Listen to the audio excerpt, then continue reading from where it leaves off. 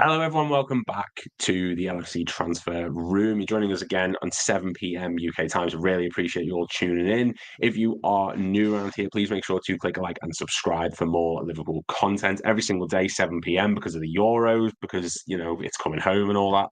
But yeah, so hence the reason for the time. But thank you very much for joining us here. And if you are watching on Twitter, which there are a lot of you who are at the moment, head over to YouTube. If you do, you can get involved with the comments in the live chat and you can get your opinions heard. Any questions you've got, anything you want to voice, get involved. And we've got Hassan, we've got Stitches, whose hopefully internet will last this time. He was very stressed about that before. And we've got newcomer, we've got Sean. So Sean, I'll start off with you. How you doing, man? Introduce yourself. Explain how you pronounce your name because I feel like I'm still doing it wrong and I'm not 100% certain. No, you're doing great, actually. My name is Shawn, and I'm a Liverpool fan from Toronto. But still coping with Klopp leaving. I know there's some videos out there with the slot announcement and everything. I'm still not there yet. So yeah, I thought be on this platform and show some of my opinions and views for the new era. So yeah, looking forward to it. No, man, that's what we're here for. At the end of the day, the fans are the most important people of any football club, so it's great to have you with us. Welcome aboard. Stitches, how you doing this week? All good?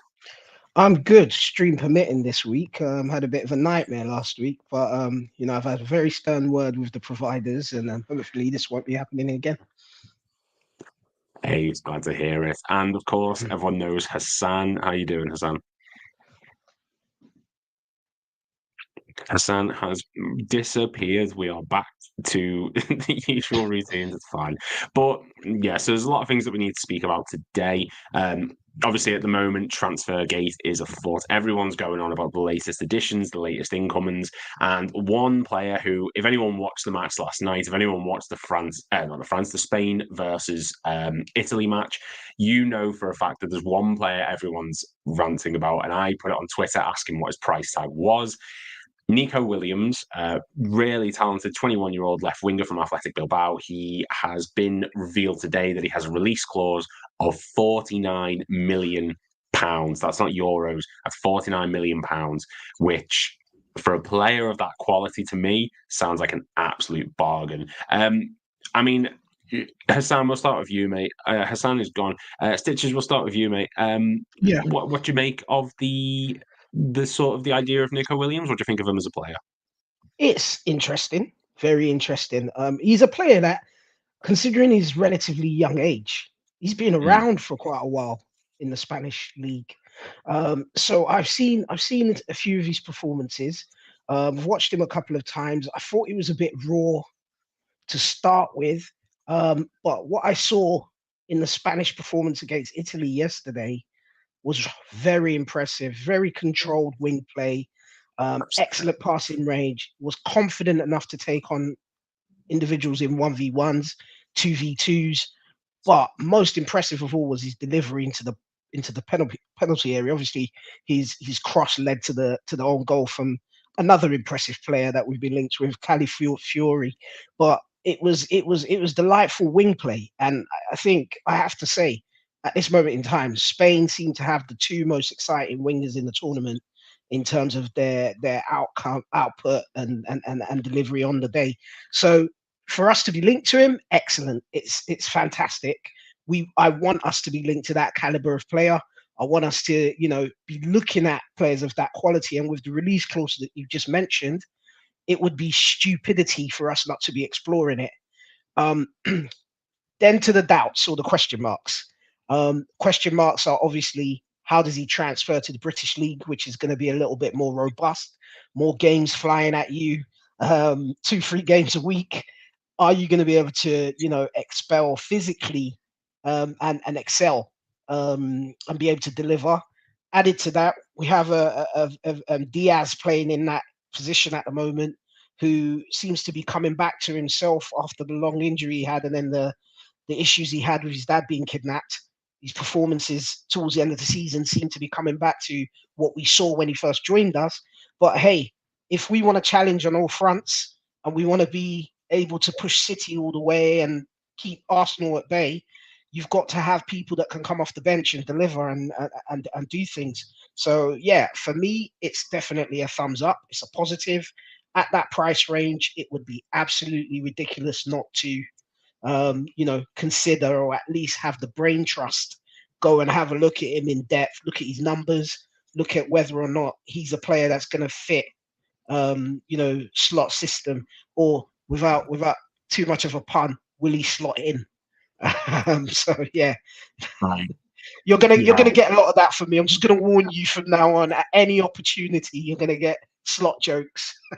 Mate, honestly, we've heard them all summer. I really wouldn't stress about it. Well, it's not even all summer yet. We're only in June, but I've heard them. Honestly, no stress. I mean, you make some really good points there. Like, depth is definitely something that we definitely need to look at. There's a lot of people saying that the wages are too high, and then saying 175k a week.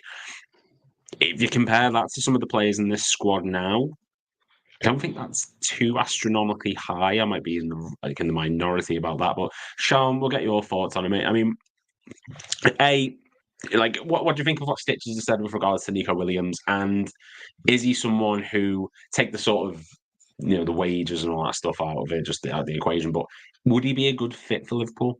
Listen, I agree to the fact that he's got the talent, and the release clause seems unreal at this market. Right now, we are in one of the worst markets where players are going for 60, 70, 80 million just for one season, and that too not at that age. Like, he's young right now. There's so much prospect.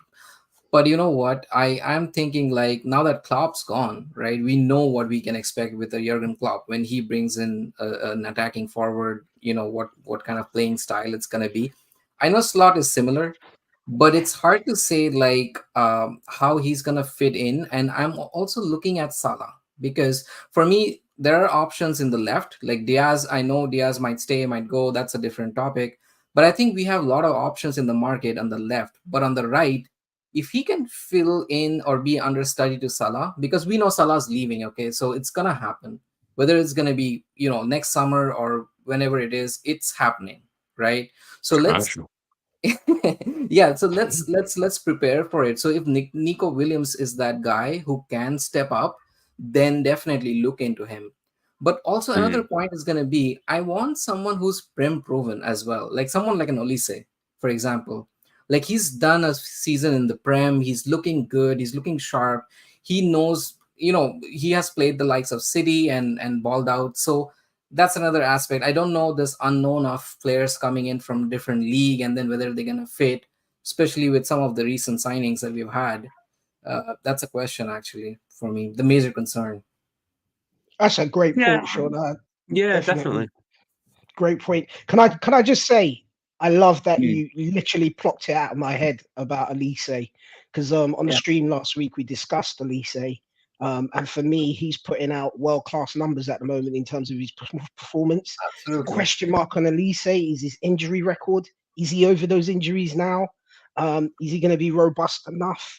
I mean, we've been blessed in that Salah is an absolute machine in terms of injuries, and his ability to just keep plugging on and keep delivering performances after performances. So I actually think, do we need one player to replace Salah? Or might it be a case that we bring in two fairly young players and rotate them in that position? Because you're right, we have an abundance of talent on the left. Remember, Gapco wants to operate from the left as well. Exactly. So I complete agreement with you, actually, Sean. Good point. Well, John makes a good point here, saying that we need to prioritise a CDM and a left-sided defender plus a right winger. We need quality, not quantity. We, at the moment, seem to be in a bit of a thing where we've got both to an extent. Now, just to sort of, with Nico Williams, like I've said before, I'm not a big stats person, but they do tell a tale. And one thing that we saw yesterday was he was so able to get past defenders. He was willing to have a go. Diaz is capable of doing that, but he maybe doesn't do it as much as we'd like at points. He's just sort of head down and run more than sort of tactically work out what he wants to do. Now, the last player I can recall who did that as a winger was Sadio Mane. Not to drive home the point of the comparisons between Diaz and Mane, because that's been done to death, but Nico Williams, per 90 minutes across Europe's top 5 leagues and the Champions League, Europa League, UEFA Conference League, He averages 5.69 progressive carries per 90, 3.42 successful take-ons, and 12 progressive passes per 90. And that puts him in the top 95% of all those competitions for a player who wants to get forward. So, I mean, Hassan, I'll put it to you, like, yes, it might be a bit of a lot. It might be a lot of money wage-wise for Nico Williams, but it's also £49 million when we've spent more on, Jota was close to that price tag. Nunez was more than that price tag. He's 21 years old and a talented winger who shows that he can progress play and he's capable of putting fear into the opposition defences. Is that not something worth investing in, especially with the FSG model, with the whole buy him young, sell him for high value later on? Yeah, I think internet problem is all over the world. I have to come outside my house to chat. I think now you can hear us me. So with Nico Williams, I think he looked really good.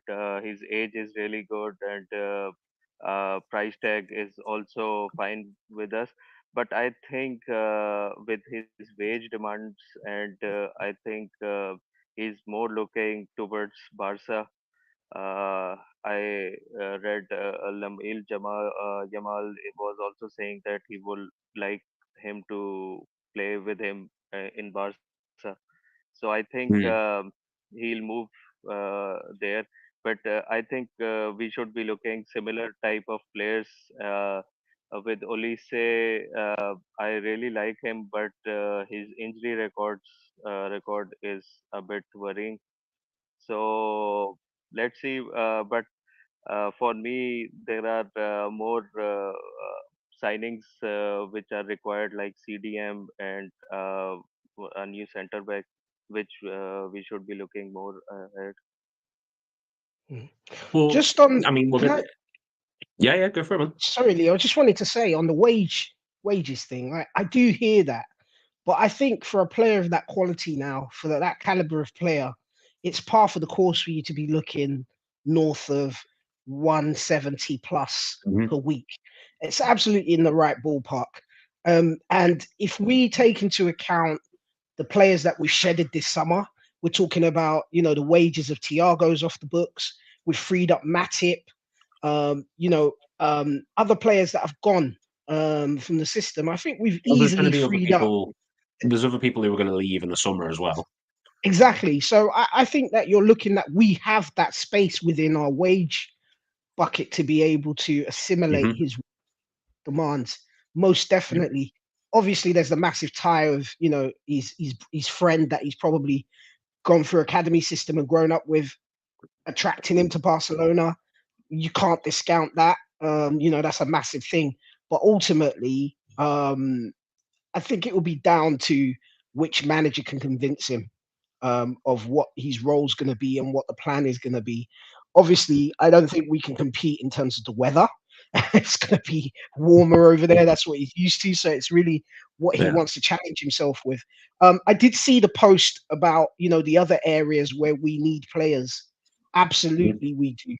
But I'm not sure if the club is going to perceive it as more urgent to replace those roles. CDM, I know it's not everyone's cup of tea, but we had Endo last season, and for a vast majority of the games, he did make a difference in a positive way. Is he as athletic or as big and strong as we would like our CDM to be? I'm not sure, but he could do a job. And then you've got Bajcetic coming in.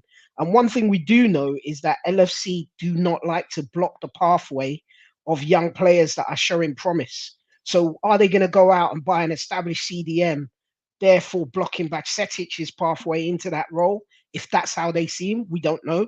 Because then you're thinking you've got Hendo, you've got Bajcetic, and then a first team CDM. I'm not sure. I think we do need to start future planning for Robertson, most definitely. I'm not sure if our replacement is gonna be able to do the job in terms of what we have at the moment. So I definitely think we're on a lookout for a fullback potentially. We know Gomez can do a job there, but that's not natural. So yeah, I do agree that should be prioritized most definitely. See, you brought up quite a few things then, and there's two things in particular that I want to touch on before I pass it over to Sean. The wage thing really sort of annoys me when people are saying it to an extent, because on one hand, you've got people who say we don't sign the big name players, we don't sign the top quality stars.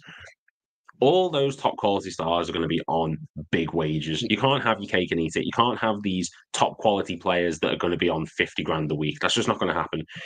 175k is pricey, definitely, but it's also a 21-year-old winger who's proving it against an Italian team who are notorious for rigid defending. He's proved it in the Spanish league and La Liga against some really good teams. Okay, maybe not to the level that they were a few years ago, but there's still Real Madrid, your Barcelona, your Atletico Madrid, your Sevillas, etc., etc.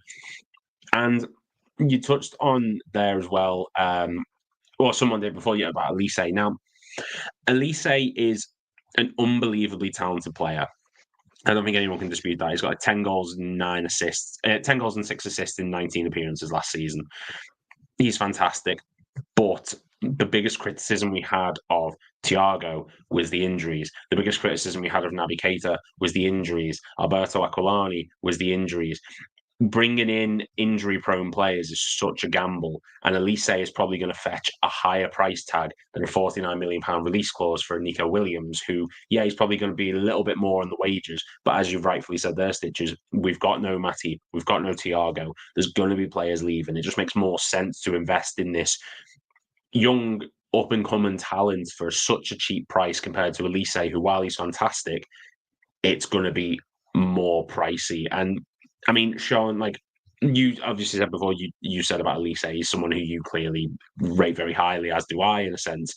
But is there a sort of lesson to be learned from these players in the past who big wages, big price tags for injury-prone players where we don't recoup any of the feedback, like your Naby Keitas, like your Thiagos? Like, is that a bit of a warning sign to maybe not go in for Elise? That's a big warning sign for sure, because injury record, we have seen it. Like you just mentioned, Thiago, what a class player, but we barely used him, right? I mean, we could have used him so much more and would have been very useful for us. But one thing I want to speak on the wages, we need to, and I've looked at this as well. FSG is a bit different how they run their football, like how they run their system. Like their wage is incentive based. Their wage structure, they're not going to pay you 180 100 200 k a week just because you are the best in, you have to kind of earn it. The ceiling may be 200k, you can still make that 200k, but that's not going to be a guaranteed, you know what I mean? Like their wage structure is always based on whether it's a defender, it's a clean sheets, or winger is how many GAs you're going to get, or how many minutes you played, and things like that. So sometimes, players who are not used to that kind of structure, it may be frustrating, but it may also work well for the club, because look at Mohamed Salah. He was only on, like 200-ish. His wage was only recently bumped when he signed the new contract, I believe, when he is getting now more than 300k a week. But if you look at the same thing with the Manchester City, I mean, all their players are on very high wages. Like even Doku, I'm not sure how much he's getting, but he's probably earning much more than any of our wingers like Gapco. So that's where I think FSG is a bit different in terms of how they run their football, how they run the team. It's not comparable to most of the clubs in the Premier League. But having said that, listen, if and that's the kind of talent we want to attract as well. We don't want someone like who comes in here and then has a high wage and doesn't want to leave. We have seen so many of these players in United recently, and they have had a very tough time moving on these players. Trust me. I mean, we have been stuck because of injuries. That's a different thing. Injuries can happen. There's no. In fact, I believe Diaz, when he joined Liverpool in that season with Mane, Salah, he was unbelievable. And then I think after that he picked up an injury, and no one's really talked about it. And since then, when he's come back, he's looked a bit, he's not able to get past his man that easily. He's looked a bit, when his shooting has gone down quite a bit. He looks to, I don't know if that's an instruction or something. He needs to shoot more. But anyway, it happens. Injuries can happen. Definitely, you have to look at the track record. Even Ibu, he's very injury prone as well. I mean, he's had major injuries as well in his career. So that's Yeah. something you have to look into. And with more games next season, the new Champions League format, I believe the whole model is going towards having a very big squad. You want Mhm. like for like replacements. You don't want to be like, okay, Nico Williams is the guy I'm getting all my eggs in one basket. Now you do the thing. You need Yeah. like six forwards, which we already have. We just need to add quality. And then I'm not buying Nico and saying, okay, or Elise. I'm not gonna buy Elise and say, okay, 40 games, here you go, win me the championship. No, that's not gonna work. He will need rest. He will need to be rotated. So that's I what I think feel. on just on the wages point, I think we mentioned Matip and we mentioned Tiago going. That frees up about 300 millions. Matip was on 100. Tiago was on 200. So that in itself, if you look at that, Tiago was on 200. So are you going to bring someone in on 200 just like that? Maybe not. So I do agree with you, Sean, on that. However, we also are forgetting that Henderson left the season before. Milner left the season before. So it's not only 200 million, 300 million that's been freed up. You've got their wages, and I'm pretty sure they were north of 200 or around the 200 mark. So potentially, you've got really about 700 in terms of weekly wage to play with. Some of that would have gone on Gapco, some of that would have gone on, other players like Hendo. But yeah, I'm not too sure on that Yeah, one. But just one the point injury, on that, Stitches. Just because you mentioned that, no, I'm sure the money is there. We have the budget. It's just that the structure. They don't want yeah, to play I with the agree. structure because the likes of Trent, the Virgils, who have made themselves through that structure, they're gonna now question, oh, today you're just gonna Why pay him why are like, you paying him yeah, 200 exactly, million? And yeah, I've and been why do I here. need to have those Absolutely, I structure? completely agree with you. I Yeah, completely agree with you. And the incentive thing is massive. People don't yeah, realize that the season we did the double, we won the Champions League and the World Club Championship in that year. Salah was paid about £480,000 per week on average because of the incentives. exactly. His base may have been sort of 200, 250, but in the reality, that's what he was getting. So we compete in a completely different way in terms of how we structure our payment and rewarding of our players. And I think, I don't know. I've been in my career, I've been part of profit related pay. Company does well, you get a little bit extra on your wage at some point in the year. And I think that's only fair because you help, drive the train to get to the destination. So you deserve the rewards at the end of it. And I hope we continue to incentivize in that way. But absolutely, Sean, I think you're right. That does then put us into a different bracket, a different conversation as to whether are we going to bring in a player at 21 years old and just give him £200,000 a week. I'm not sure, same as you, that we would do that. I mean, we're the club that tells under 21s, or under 21 players that they can't have a car over a certain CC into the like to come to training. That we have that control element about egos and what people are earning or the perception around our players. So I completely agree with you. I think you're right. Hassan, Hassan, I mean, it is a really interesting point, and obviously we do have to comply with a lot of rules now. So this comment in particular, LFC can spend 350 mil this summer and not break FFP, but we have FFG who want to keep it low and slow and steady, like they're making a pulled pork. And I think that is the correct way to still be doing it because we don't want to be in a situation like your Man United, Chelsea, your Cities, etc., where we have to spend big, but because we're so close to the borderline of what we're allowed to spend, that we find ourselves in a situation where we can't bring anyone in without selling loads of players, and then the squad's gutted, and it is what it is. Like we are going to sell players this summer. Do you think that this window we're going to see a lot of incomings, or do you think it is going to be a sort of thing of FSG want to see what slot can get out of this squad before they maybe go out and break the bank? Like, what is that a possibility? I think Sean has hit the nail on the head about the squad harmony. Uh, we don't want to upset the players who are already here on wages they signed on. So I think we will not jeopardize the harmony of the team. and I think, as you said, I think this first season, uh, uh, team will be looked at, players will be looked at uh, until maybe the January transfer window. Then maybe more incomings will be now in this summer transfer window. Maybe one or two players will come in who can really take us to the next level, competing on all four fronts. And as Sean mentioned about the new Champions League format, it will be more games and more intensity because of the positions. So I think we will sign one or two players till the January transfer window. Hmm. Well, Bob Horse makes a good comment here. He's saying Liverpool, like every team, will have to work between market forces.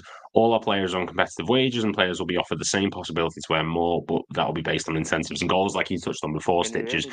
But a 21-year-old, 300k a week like Williams, not a chance. I don't think 300k. What were you saying? Sorry, Hassan. You did cut off for a second. I didn't know if you were losing you or. That's good. Yeah. Now, Steve says sell Kanate, Kelleher, Simicast, Jones, Diaz, Nunez, and buy Tadibo.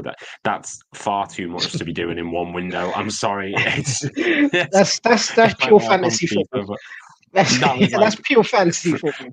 Listen, I respect the grinder. It's good.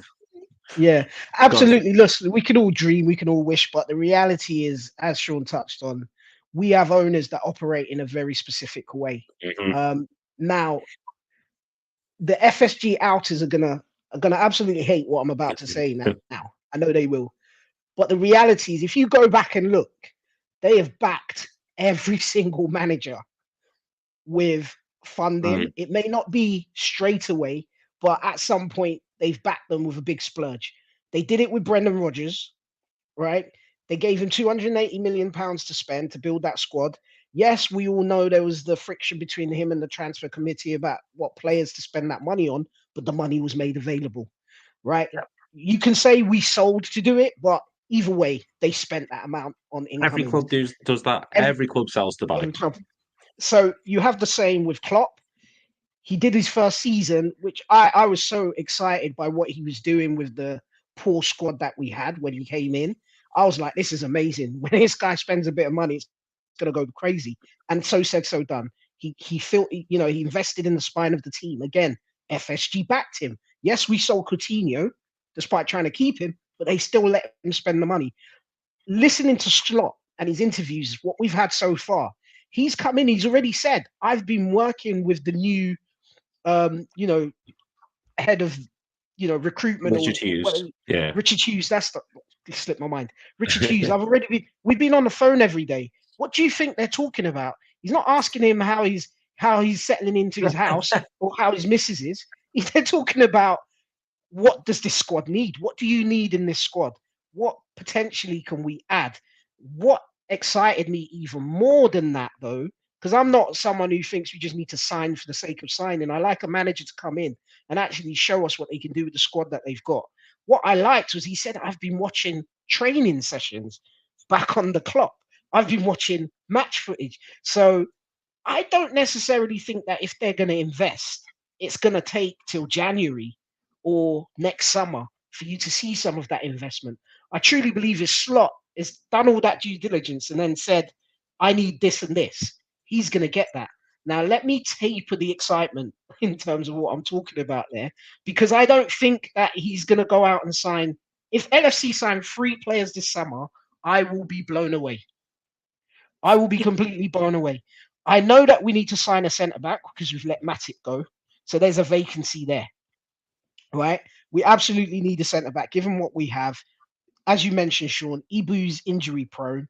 So he can't play multiple games back to back. We have a very exciting Kwanzaa who's, to me, shown that he should be in the running next season alongside Van Dijk. I would like us to take the weight off Van Dijk because he plays almost every game. But given his age, I think we need to start managing him a bit better, and stuff. So a centre back is essential. Is a CDM essential? There's arguments for and not. I'd say Left so back, personally, but yeah. Left back, is it essential right now? We have solutions in the squad for that position right now, but as I said, we're not a team that goes out generally and buys 20 players, 5 players in one window. It's very rare. It's very rare. So if we set our expectations that we're going to be getting more than 3 players this summer, it's gonna be setting yourself up for upset, I think, which we do sometimes. I think it will be 1 or 2 additions, take us through to maybe January, summer. You might see another 1 or 2 then, but I don't see a wholesale change right now. So you touched on, and Sean, I'm going to put this one to you because I'm always fascinated to hear what people's opinion is on the whole FSG thing. Now, there's comments saying, Stitches giving flowers to FSG by spending and by selling. And there's another one that says, how much did we spend after winning the Champions League? Well, I'll counter that by saying we didn't spend a great deal, but we won the Prem the next season. So, hey ho. I knew they were going to come for me in the comments. I knew they were going to. Any defense of FSG anywhere, it would be. I'm in the same boat as you, and that's why I want to get your opinion on it, Sean, because I'm very much I can get the frustration with FSG at points, but we've seen clubs more now than ever. Everton, Leicester, Nottingham Forest, City, Chelsea, Arsenal when they moved over to the Emirates. Clubs spending money left, right, and centre, who are now in a viable position to face deductions from points, fines, even relegation to a certain extent. We are in such a financially stable position because we've managed our money well. And I'm not saying at points that it's not been stressful, because it has been stressful. I would have liked investment after we won the Champions League. But because we've been smart with it, because we've spent whenever we've sold, because we've taken our time, and we knew that Klopp was good enough to get the best out of these players, we're now in such a strong position where the new manager can come in and we have got a little bit of wiggle room. We can dictate who we can sell and who we can buy a little bit. It's not perfect. Maybe we could have bought more players at points, but just signing 1 or 2 extra players doesn't necessarily guarantee anything. And we saw it with Naby Keita. We spent big on a player who suffered loads of injuries and we didn't recoup any money for it. So just because you spend big doesn't necessarily mean it always works out. And just look at Man United, like Sean, I mean, what is your opinion on the way FSG operate? Like, can you see the sort of side of people who just think get rid of them? Can you see the side of they're really good, or can you sort of see a bit of middle ground with it?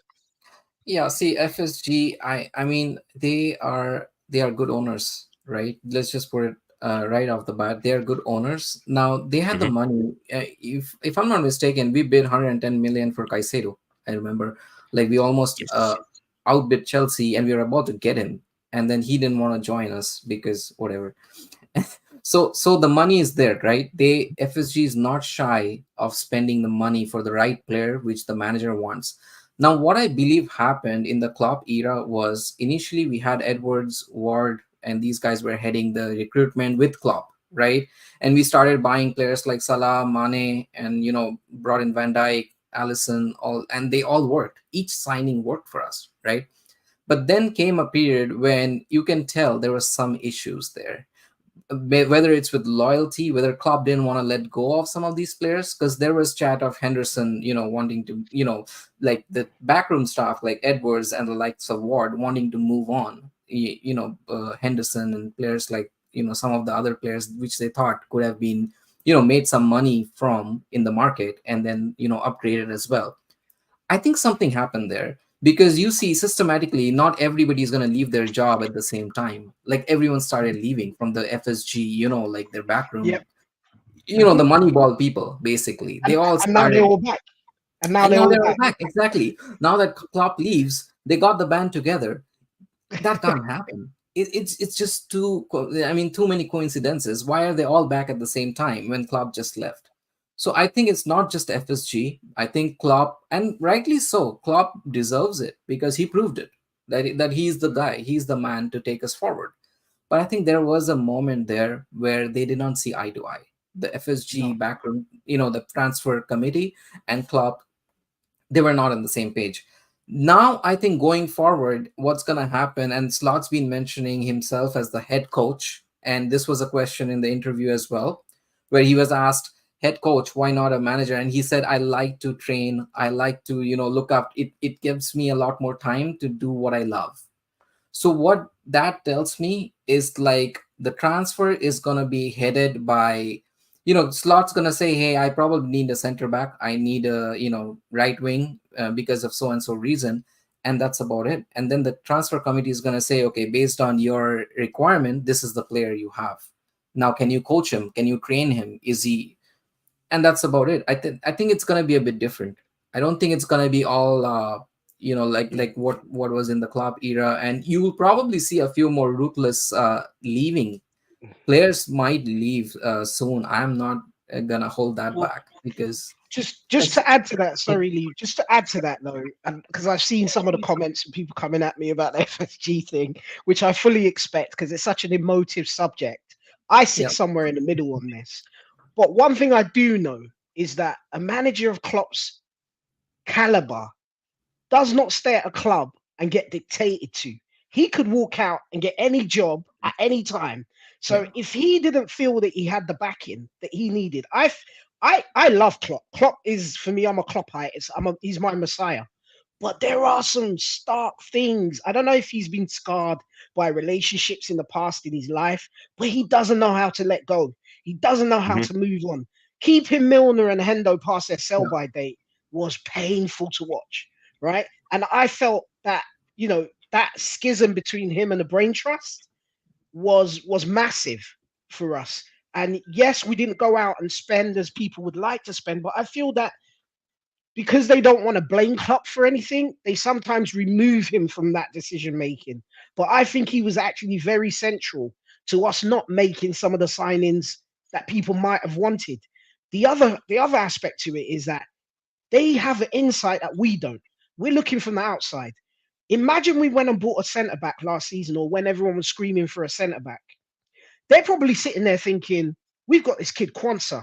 He's absolutely not going to be ready in the next 6 months, but give him 9 months and he could be in that first team. They're probably seeing all of that and they're making decisions based on things that we don't know, based on factors that we don't know. So if they'd have bought a centre back, would we have Kwanzaa today playing in the first team and being an option? I don't think so. So there's things that when we look back, the decision proved to be the right decision. And obviously, there's going to be times when the decisions have proven wrong. But to think that Klopp wasn't part of that, it was just FSG dictating to Klopp. It doesn't seem rational to me for a manager of that caliber. No, Well, and one. Sorry, quickly, I was going to say, Steve, in the comments. So, you're right. FSG are investors, but I wouldn't say they never acted like owners, because if you know our previous owner, Higgs and Gillette, you wouldn't be complaining about FSG. Trust me, because definitely not. it's not easy to rebuild Anfield while having going through all of this transition. You look at the AXA training center; they have put in a lot of work in the infrastructure in and around the club, and has given club that platform. Now, I do agree we are not like Manchester City, so maybe when you compare ourselves with City, who have 50, 60 million players sitting in the bench, we cannot do that. And that's why FFP is important. If FFP is regulated and implemented correctly, then our system works, and it works really well. But that's not always the case, right? That's why Well, we have so many issues. Hassan, I mean, I want to get your thoughts on this because, I mean, there's a lot to sort of delve into. So I've got like a two-part question for you to go into detail on. So obviously, we've touched on FSG, the way they're spending money, etc., and the whole financial fair play matter. Now, when Michael Edwards and everyone left, and Julian Ward and everyone, etc., it was clear that Liverpool backed Klopp more than they did the backroom staff. And that's pretty obvious with Yorkshire coming in and Klopp being in charge of transfers for a season, etc. And I'm giving you the hard question. I won't lie to you. Was it the right decision at the time for us to say Michael Edwards, Julian Ward, no, Jurgen Klopp, yes, for that last season? Bear in mind, we all love Klopp to death. He's, he can marry me if he wants. But what I mean is, was it looking back? Was it the right decision to let Klopp and Jörg Schmadtke take over those transfer dealings for the one season, bringing in players like Nunez, like etc., etc., or would it have been better and more sense to stick with the backroom staff of Michael Edwards and Julian Ward? Yeah, first of all, about FSG, I think I'm not really pro FSG or FSG in sort of a crowd, but uh, I think they have done a brilliant job, as Sean mentioned, that stadium renovations and new training center has been really instrumental for us, bringing new players, refreshing the squad, and backing the managers. And I think the most FSD outers have not seen the times we were almost went into administration. So that was the most painful time for us. It was the fear of unknown, what will happen. That was the most darkest days. I think they have not experienced those days, and I rather have less signings than worry about point deductions. So I think for that, I think the safety net which FSG brings is really good for us. And if FFP works, then we will be the only one who are sitting safely and challenging for everything. Uh, and the second question, I think hindsight is really good. At that time, as Stitches said, that Klopp was our number one. He was the face of the club, and if at that time we would have not backed him, maybe that would have brought a bad impression. Maybe Klopp would have moved on earlier and not signed the extension. So I think there would have been discussions in the past season of bringing Edwards and Julian back. That's why maybe Klopp decided that he should move on from the job. Well, So this is what I think. I know I've to be fair, I agree. I think it is very much a sort of hindsight situation. Um, Hassan, obviously, we're never going bankrupt or into administration. Stop reading too much of the FSG. It wasn't FSG propaganda. It was we were all watching the news that day that we nearly shut down. So When the banks it's not propaganda. called in on their loan, Yeah, right? When they called in on yeah. their loan, and we Honestly, have 48 hours the to most get something done. stressful, the most stressful days in high school on the yard, looking at my phone, like waiting to see what happened. Yeah, no, Oh man. but we need to focus on the future, Yeah. because Hassan, we're going to give you the first crack at this one. Leny Yoro, I always say Leny Yoro, but I don't know why. Leny Yoro. Well, we've got like 15 minutes left. Young centre back, everyone knows him at the moment. He's a talented young player. Currently at Lille. There's apparently no open conversation between Lille and Real Madrid because Lille will not value the player lower than 50 million euros. As it stands, there are teams willing to pay more. Hassan, do we go for him? I know we had this conversation before about wages and spending the bill, but like we've touched on, players are going to leave, players have already left. Is he someone who we could maybe swoop in for, a young, talented centre back? Yeah, today on WhatsApp group, this was the most hot topic. It went Yeah, for of course. very long, and, and Carter was really pro Europe that for him we should even we should give him 20k, 200k. Uh, but my point, Stefan, and many of us that he's only 18 years old. We cannot give him everything he wants. I think if I think for me he's off to Madrid. Like if Madrid's in for you, these players will always go to. But it depends upon the transfer fee. Maybe I think it will be down to us and United, and then it will be upon him and his ambition if he wants to progress. in footballing terms more, or financially more. So for me, I said maybe if we are going for center back, I really like Italian Calafori, Riccardo Calafori, because he is in development wise ahead of him. He's 22. He's playing the national team. He looks solid. He's winning everything aerially. So I really like him. Maybe let's see what happens. But we are in both of for both of them. For me, I think Calafori. I would like to know what you guys think. I mean, yeah, Sean, we'll go to you with that one first. What do you make of it? Listen, I this club, Real Madrid, cancel the club. They have been, just cancel them, because they have been irritating us for a long time now. The things could have been much happier, much better. I just hate them, and at this point, it's a pain.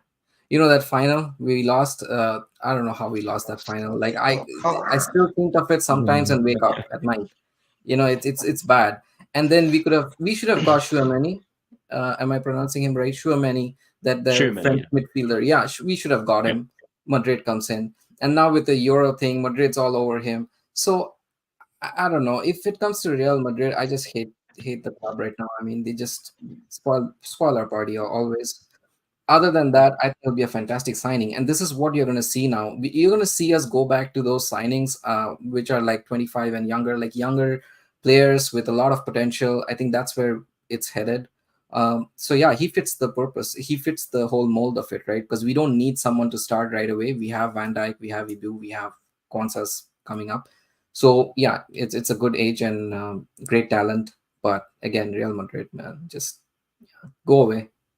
They are a bit Yeah, there's a they are a bit breaking news Thanos with that the Chelsea. Yeah. Yeah, There's a Chelsea. breaking news that Chelsea are out of Olise race. yeah. Ooh. I, sorry. Right.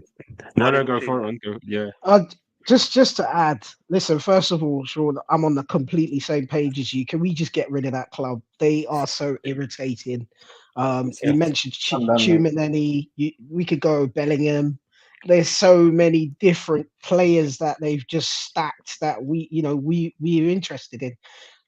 With that in mind, call me a jilted lover if you want to, because for me, if you're making eyes towards Real Madrid and we've shown interest and it's concrete and you're leaning towards them, I don't want you. I don't Yeah. want you. I need you to love me and no one else, right? Love my club, right? If you're making, it's like we're hugging him and he's looking over his shoulder at Real Madrid. And it's listen, my pride can't take it. My pride can't take it. And as much as he's a talent, as much as he's the big thing right now in terms of young upcoming defenders. He's got all the attributes. He's right in terms of ideal FSG Klopp. I'm sorry, FSG Liverpool target, Brain Trust target, all of that. The one thing for me personally, you've got to be excited to be coming to my club. You've got to like break down the doors, sack your agent if you have to make that move happen. And the moment I start seeing reports, because I'm maybe doing the kid a disjustice or a disservice here, because I don't know what he feels, but I'm seeing too many reports of him making eyes at Real, holding out for Real, telling his agent that that's where he wants to go. And once I start hearing that, it gives me like spidey senses start tingling, and I'm not really involved anymore. And as Asan quite rightly mentioned, I've been very impressed with Califiori throughout this tournament. Whilst Italy haven't been their sparkling best, he's been standout for me. And maybe I'm giving away my age here a little bit, but he gives me the Nesta, Cannavaro, Maldini type of vibes in terms of his stature. Not in terms of his play, because he's too young and I haven't I seen was gonna enough, say but in terms of that's a his bold stature, statement. That. the way he looks on the pitch, the way his athleticism, the way he covers the ground, the way he wins his challenges, a bit raw, could do with a bit of refining, but he's 22. But I'm getting that vibe. He's powerful. He doesn't really lose 50-50s, doesn't really lose challenges. He may commit too early or his timing may be off, and you can't really blame him for the own goal that he scored. That was So did you just see his a challenge great versus cross. the Yamal where Yamal was like dribbling past and he actually blocked it with the like that was a great block. Yeah, Like he that read it was a mistake of it. He couldn't have reacted to that. The Any speed it different. flew at him, and the fact that the keeper got a touch to it, like there was no way he was ever going to get out of the way of that. Yeah. So Well, I mean, it's no, that's just so. yeah. I was just gonna say, with all of that, for me, I'm torn between the two. I'll be honest. The stats and your brain says Euro, but my heart and kind of feelings are more towards Califiori right now. And just to answer Steve in the comments, because he's asked me a bunch of questions, but just to answer that, that's a really difficult question for me to answer, simply because I'm LFC through and through. So it's not even hard for me. It's not hard for me. Like I'll let you into that. I've got young kids who are in the academy system, right? And they have an aspiration to play for Liverpool because they have the same love. So if it came to a decision that one day we were going to go somewhere else or Liverpool, it's not difficult for me per se. As long as everything's equal, everything's right, it's not difficult. The passion that I have for the club, you're asking that like it's a tough question. It's not. It's not difficult. I think, admittedly, if I'm being honest, I think at the moment, until we can see what Slot can do, it would probably be Madrid. Like I'm don't get me wrong, I'm like, had Liverpool through and through, but I think you've got a Real Madrid who've just done the double. You've got a young squad, as in like you've got Tchouaméni, Bellingham. My mind's gone really blank. Vinicius Junior, Rodrigo. Like you've got so many talented players in that squad, and you've got Carlo Ancelotti, who is arguably top 3 managers of all time. He's going to be leaving, yes. Who's going to be the one to take after him? It's probably going to be Alonso. So it's So there's a real. It feels like Madrid's got it all planned out until we can see what Slot does, until we can see his ability as a manager. There's no guarantee. So I think Madrid right now probably be the more stable option, if that makes a bit more sense. But it's the sensible option. No bias. It's the sensible option. But my heart it's imagine having an opportunity to play for LFC and turning it down. It might never come again. It might never come again. And you mentioned Alonso. I felt like this was the Alonso summer, and he's made the decision now that if Slot comes on and actually bosses it and slots right in, but Alonso may not happen. It may not happen. No, I think again another one from Madrid. We lost Alonso because of Real Madrid. I strongly believe he is holding out for that Madrid job. I strongly believe that. If Madrid wasn't around, I think Alonso takes that job for Liverpool. I think this summer. Hassan, I mean, what are you making of this whole? Just a bit of fun. Like, what do you think of this whole Madrid-Liverpool situation? I mean, I know it's hard, but try and take the sort of bias out of the equation. Like, what's your thoughts of it? As you said, if we think about as our love for LFC, we will always say LFC. But as you said that right now, if we look at logically, it's Madrid. But on the other hand side, if it's a local guy, I think the best example is Harvey Elliott. Madrid wanted him, but his love for Liverpool was greater, so he chose us, and he's doing really well for us. So I think we should look for those players who would come in and give everything for us. If Euro and other players who are already looking for them, I don't think we should waste our time on those type of players. We should look for the players who will give everything for the badge. Now, Steve makes a really good. Well, no, I mean, I feel like Steve's been really good today. Thank you for your comments, by the way. You've been fantastic.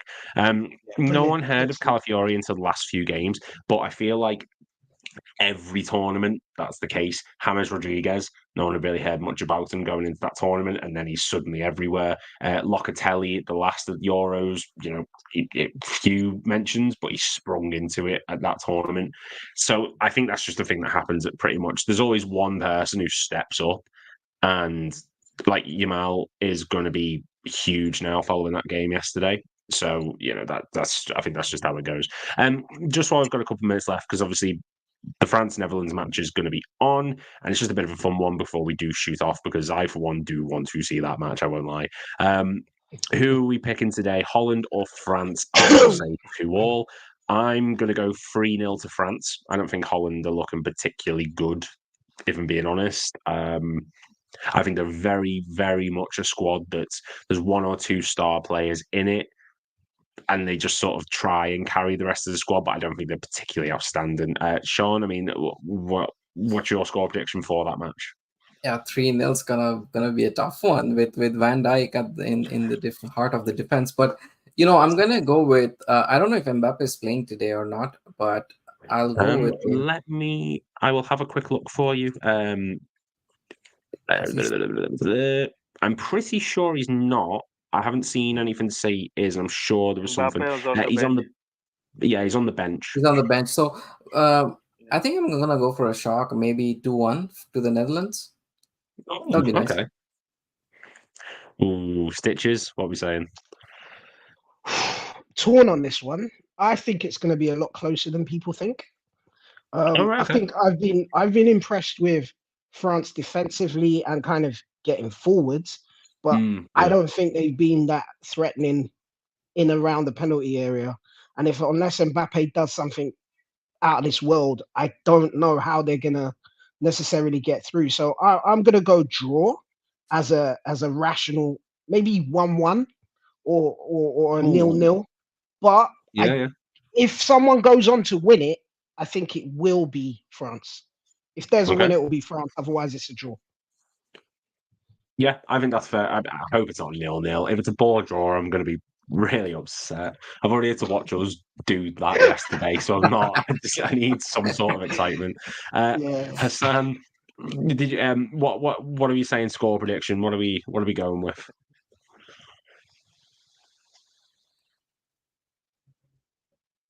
Oh, he's thinking. Yeah, I watched the last match of France also. I think they are good defensively. The midfield, apart from Kante, is all right. I think it will be a close match at 2-1 to France. Yes. Yeah, I think the French should probably. I want the Netherlands to win. Don't get me wrong, because I want France out of this tournament as soon as possible. But it is what it is. But I'm so disappointed from yesterday. But yeah, you'd need a whole podcast for that to get the bones out of that one. Oh, need a whole I don't need a podcast. I just need a minute. Gareth Southgate is so out of his depth, he doesn't know what he's doing. Genuinely, he's fumbled into that squad because he made everyone feel better. We've just come off the back of Roy Hodgson. I'm not being funny. Kenny Dalglish, God love him, fantastic. He made a 7th place finish look like we just won the World Cup because Roy Hodgson had us in such a Lazar Markovic show. I can't say we were 19th when we got rid of Roy. Just to remember, we were 19th in the league when we got rid of Roy. Oh, this is what I mean. And Gareth Southgate comes in, and because he's got the squad all happy and chirpy and ooh yay, so he's so out of his depth, and it just it irritates me. Another controversial comment. Southgate is just the latest face to take the blame. I think there's deeper issues with the England team, and I think you can change the manager and have another English manager go and do the job, and you're going to get the same results. I think for England to take the next step, you're going to need a Pep or a Klopp. Simple as that. Well, he's brilliant. He should get the United job.